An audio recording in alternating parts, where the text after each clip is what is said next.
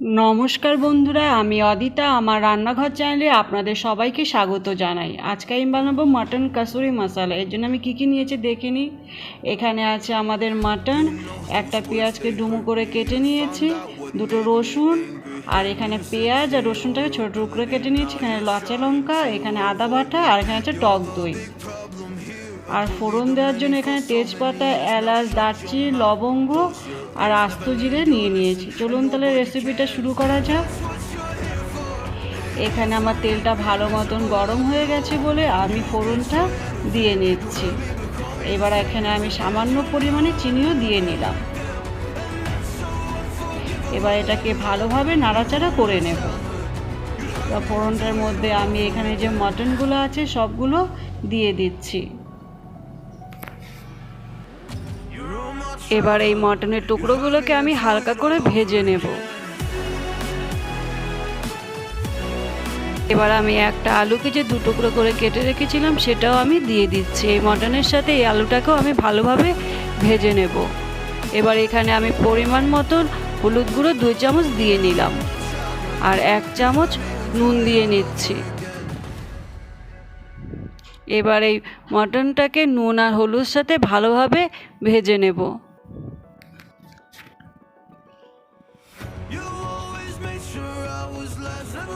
মটনটা আমার ভালোভাবে ভাজা হয়ে গেছে বলে মটনটা আমি নামিয়ে নিচ্ছি। এবার আমি ওই সর্ষের তেলের মধ্যে পেঁয়াজ আর রসুনটাকে দিয়ে দিলাম। এবার ভালোভাবে এইগুলোকে ভেজে নিতে হবে। পেঁয়াজ রসুনটাকে ভাজতে ভাজতে আমি বাকি মশলাগুলো দিয়ে দেব। পেঁয়াজ আর রসুনটা আমার ভালো মতন ভাজা হয়ে গেছে বলে আমি নুনটা দিয়ে নিলাম পরিমাণ মতো আর পরিমাণ মতো হলুদ গুঁড়োটাও দিয়ে নিচ্ছি। এবার এই হলুদ আর নুনটাকে পেঁয়াজ আর রসুনের সাথে ভালোভাবে ভেজে নেব।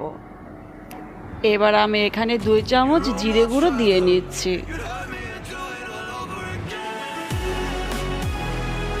এই মশলাটার মধ্যে আমি 4 চামচ আদা বাটা আর 2 চামচ লাল লঙ্কার গুঁড়ো দিয়ে নিলাম। এবার এই মশলাটাকেও ভালোভাবে পেঁয়াজ আর রসুনের সাথে আমি কষিয়ে নেব। মশলাটার মধ্যে সামান্য পরিমাণে জল দিয়ে এবার কষিয়ে নেওয়ার পর আমি যে মটনটাকে ভেজে রেখেছিলাম সেটাও এই মশলাগুলোর মধ্যে আমি দিয়ে দিলাম। এবার এই মটনটাকেও মশলাগুলোর সাথে ভালোভাবে আমাদের কষিয়ে নিতে হবে। বন্ধুরা আপনারা ঘরে অবশ্যই এভাবে কাসুরি মটন মশলাটা বানাবেন, যেটা খেতে খুবই ভালো লাগে। এই মটনটাকে 10 মিনিটের মতন কষিয়ে নেওয়ার পর এখানে সামান্য পরিমাণে জল দিয়ে নিচ্ছি। জলটা দিয়ে দেওয়ার পর আমি আরও 5 মিনিট ভালোভাবে কষিয়ে নেব।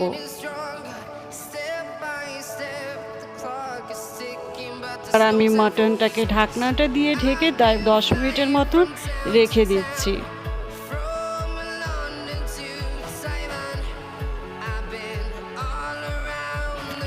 এবার ঢাকনাটাকে খুলে নিয়ে আমি আরও 5 মিনিটের মতন মশলাগুলোকে ভালোভাবে কষিয়ে নেব।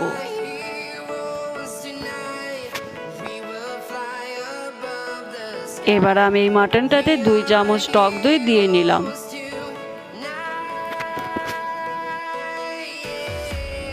এই সময় আমাদের গ্যাসের আঁচটা কমিয়ে দিতে হবে। এবার এই দইটাকে মটনের সাথে আমরা ভালোভাবে কষিয়ে নেব।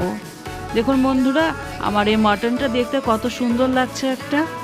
অবশ্যই ঘরে আপনারা এইভাবে বানাবেন এবং কমেন্টসে আমাকে জানাবেন কেমন হয়েছে। এবার এই মটনটাকে আমি আরও 10 মিনিটের জন্য ঢেকে রেখে দেব।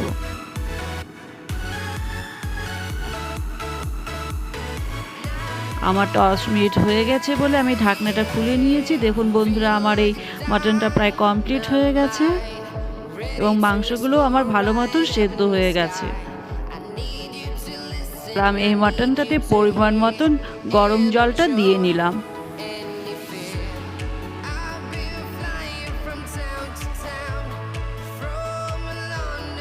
আমি এই মটনটাকে মশলার সাথে ভালোভাবে নাড়িয়ে নেওয়ার পর আমি আরও 10 মিনিটের জন্য ঢাকনা দিয়ে ঢেকে রেখে দেব।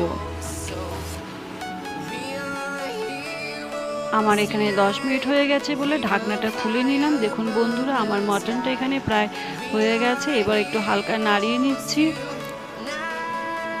মটনটাতে আমি 1 চামচ গরম মশলা গুঁড়ো আর 2 চামচ কাসুরি মেথিটা দিয়ে নিচ্ছি। এবার এই গরম মশলা আর কসুরি মেথিটাকে মটনের সাথে ভালোভাবে নাড়িয়ে নেব। বন্ধুরা, আপনারা অবশ্যই ঘরে এভাবে কসুরি মটন মশলাটা বানাবেন, যেটা ফ্রাইড রাইস, পোলাও, লুচি, পরোটা সব কিছুর সাথে খেতে খুবই ভালো লাগে। এবং যদি আপনাদের ভালো লেগে থাকে এই রেসিপিটা, তাহলে কমেন্টসে আমাকে জানাবেন কেমন হয়েছে। আর দেখতে দেখতে অবশ্যই আমার চ্যানেলটাকে লাইক করবেন এবং শেয়ার করবেন, এবং নতুন ভিউয়ার্সদের কাছে আমার অনুরোধ রইল অবশ্যই আমার চ্যানেলটা সাবস্ক্রাইব করে দেবেন। এভাবেই শেষ করছি, আবার একটা নতুন ভিডিওতে আবার দেখা হবে।